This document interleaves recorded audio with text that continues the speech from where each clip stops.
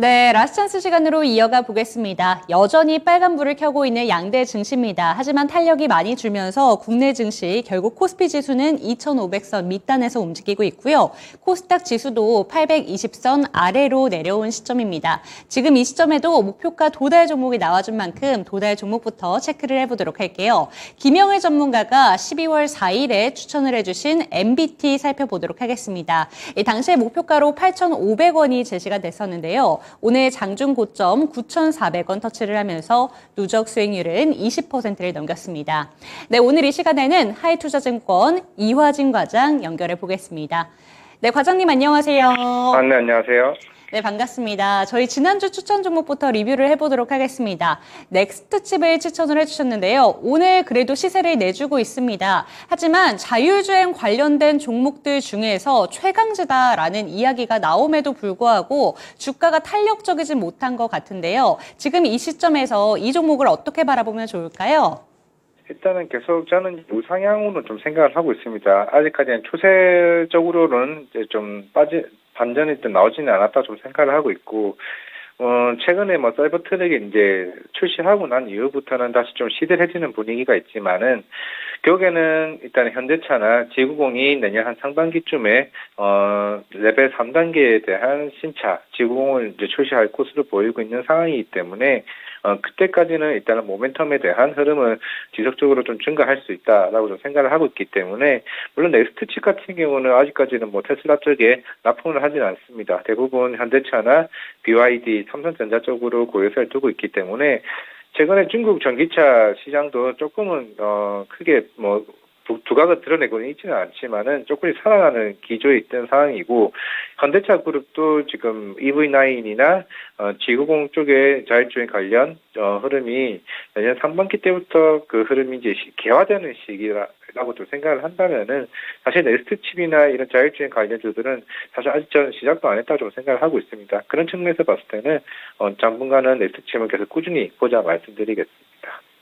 네, 목표가 25,000원을 바라보면서 앞으로도 주가 흐름을 면밀히 체크해보자라는 점 짚어주셨습니다. 사이버 트럭과 관련해서도 이제 자율주행 시장 자체가 시작되는 분위기다. 이렇게 함께 살펴보시면 좋을 것 같으니까요. 넥스트칩 주가 흐름 저희와 함께 체크해보시면 좋을 것 같고요. 그렇다면 오늘의 추천 종목은 어떤 종목일지도 궁금합니다. 오늘은 어떤 종목 들고 오셨을까요? 네, 팅크웨어입니다.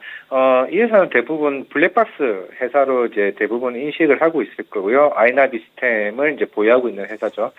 물론 그동안 실질적인 측면은 블랙박스가 사실 국내 쪽은 많이 사용을 하고 있지만은 해외 쪽은 사실 거의 인지에 대한 블랙박스에 대한 인지가 굉장히 없습니다. 없는 측면이긴 한데, 내년 한 7월쯤부터 이제 본격적으로 특히 유럽연합 EU에서 이제 사고 기록 장치를 의무화하는 법안을 통과했습니다. 그게 EDR이라는 건데, 그게 결국은 안전 운전 장치 의무 도입, 실제로 자동차에 그런 블랙박스에 대한 설치 의무화가 된다는 의미입니다. 그렇게 되면은 사실 우리나라에서는 아이나비가 그 국내 점유율을 40%에서 50% 왔다 갔다 할 정도로 그 시장의 1위를 하고 있는 상황입니다. 그렇기 때문에 유럽 시장에서 과연 얼마만큼 경쟁력이 생길 수 있느냐. 물론 최근에 BMW를 통해서 이제 글로벌 여러 국가들에게 이 공급 계약을 맺었던 만큼 이미 독일의 프리미엄 하이엔드급 자동차들에게 본격적으로 이제 블랙박스가 들어가고 있다는 측면이, 물론 지금 매출 60%가 이제 블랙박스이고 이제 추후에는 좀 더 늘어나지 않을까라고 생각을 하고 있고요. 두 번째는 이제 로보락입니다. 샤오미에서 국내 총판을 이제 맡고 있는 게 팅크웨어인데, 대략 연간 한 1,000억 정도 실적이 나오고 있고, 실제로 로봇 청소기로서는 우리나라 이제 실제로 판매 순위에서는 샤오미 로보락이 1위를 차지하고 있습니다. S7 모델이 있고 A 모델인데, 제가 A 모델 같은 경우가 한 160만 원 거래대 지금 거래되고 있는데, 실제적으로 이게 굉장히 지금 잘 나가고 있습니다. 그만큼 계속 꾸준하게 판매 추세가 늘어나고 있다는 측면이고, 추후에 9 모델까지 나온다라고 했을 때, 그러면 추후에 마진 자체가 확대되는 국면에 있다라고 하게 되면 로보락으로 대한 매출 비중이 한 30% 정도 나오기 때문에 그만큼 기대가 크다라고 좀 볼 수 있지 않을까 생각을 하고 있고, 사실 이 종목도 좀 자율주행이랑 좀 연관이 될 수밖에 없습니다. 실제로 레벨 4단계 에 대한 고정밀 지도에 대한 구축 개발이나 고도화를 지금 현재 준비 중에 있는 상황이기 때문에 지금 당장의 사용은 아니지만은 추후에 이런 자율주행 관련 이슈가 나왔을 때 레벨 4단계에 대한 지도를 만들고 있는 틴크웨어, 사실 여러 가지 사업 다각화로 인해서 시장에서는 좀 크게 관심을 받을 수 있지 않을까라고 생각을 하고 있습니다. 네, 오늘의 추천 종목으로는 틴크웨어 들고 오셨습니다. 크게 세 가지 이슈를 들고 오셨는데요. 첫 번째로는 자율주행 관련된 종목으로도 살펴볼 수 있는 종목이다라는 점 짚어주셨고, 두 번째로는 로봇 청소기, 로보락에 대해서 총판을 맡고 있기 때문에 이쪽의 매출 증가가 결국에는 틴크웨어로서의 수익률로도 연결이 된다라는 점 짚어주셨습니다. 그리고 끝으로 가장 많이 강조를 해주신 부분 같은데요. 블랙박스의 수요가 이제 유럽에서 증가하게 된다면 역시나 시장 자체가 확대 될 수 있다라는 점까지 짚어주셨습니다. 그렇다면 매수 전략은 어떻게 짜주실까요? 네, 최근에 좀 단기 조정 나왔고, 물론 좀 단기적으로 또 많이 올라오기도 했죠. 그에 대한 부담도 충분히 있을 거라 생각을 하고 있습니다. 아마 그건 자율주행 관련 이슈가 최근에 나오면서 주가가 좀 올라갔다 생각을 하고 있고, 로보락으로 이제 안전장애 매출이 나오고 있는 상황이기 때문에 사실 지금 가격대에서 접근해도 저는 충분하다라고 좀 생각을 하고 있고요.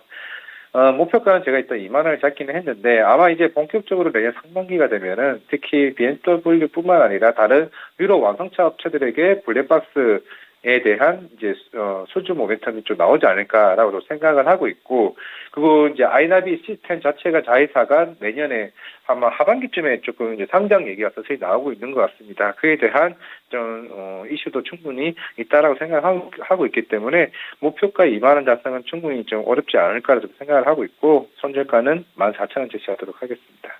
네, 오늘의 추천 종목 틴크웨어 내년을 한번 기대를 해보면서 목표가는 2만 원, 손절가는 14,000원 제시해 주셨습니다. 네, 오늘도 좋은 말씀 감사드립니다. 네, 감사합니다.